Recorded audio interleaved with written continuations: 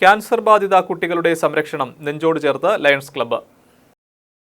കഴിഞ്ഞ 5 വർഷങ്ങളായി ചെറുപ്രായത്തിലെ ക്യാൻസർ രോഗം ബാധിച്ച കുട്ടികളുടെ മധ്യേ നിരന്തര സഹായഹസ്തവുമായി ലയൺസ് പ്രസ്ഥാനം ഒപ്പമുണ്ടെന്ന് Lions past district governor MD Ignatius പറഞ്ഞു.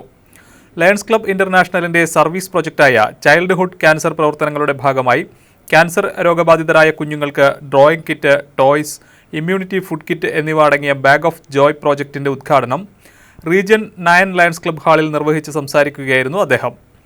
റീജിയൻ ചെയർപേഴ്സൺ ലയൺ CV വിൻസെന്റിന്റെ നേതൃത്വത്തിൽ നടത്തിയ ചടങ്ങിൽ ഡിസ്ട്രിക്ട് കോർഡിനേറ്റർ സുജിത് ശ്രീനിവാസൻ വിഷയാവതരണം നടത്തി. CQI and relieving hunger service കോർഡിനേറ്ററായ ജെയിംസ് വളപ്പില മുഖ്യപ്രഭാഷണം നടത്തി.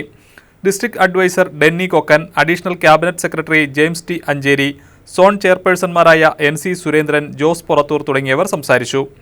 തൃശൂർ പൂരം, കുരിയച്ചിറ, കുട്ടനെല്ലൂർ, ഒല്ലൂർ, തൃശൂർ നോർത്ത്, തൃശൂർ സൗത്ത് എന്നീ ലയൺസ് ക്ലബ്ബുകൾ ചേർന്നാണ് പദ്ധതിക്ക് നേതൃത്വം നൽകുന്നത്.